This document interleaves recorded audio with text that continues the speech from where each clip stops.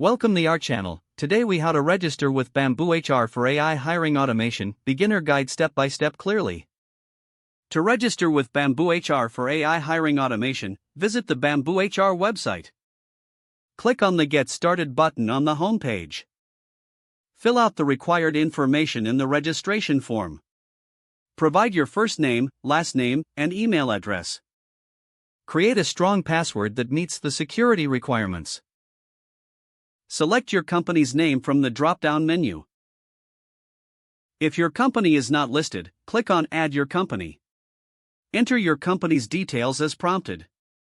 Once you have completed the form, click on the Create Account button. You will receive a confirmation email shortly after.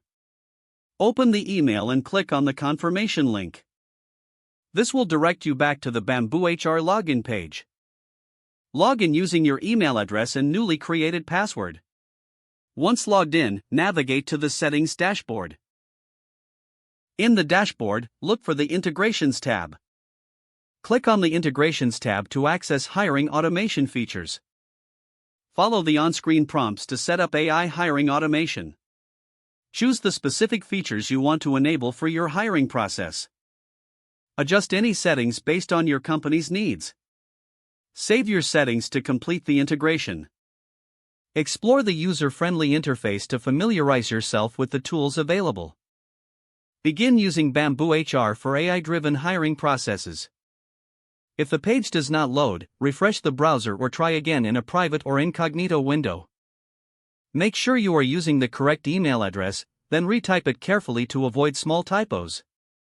If your password is not accepted, use the reset option and create a new strong password you can remember. Check your spam folder for verification or security emails, then complete any requested confirmation steps. Enable two-factor authentication if available to improve account security and reduce unauthorized access risk.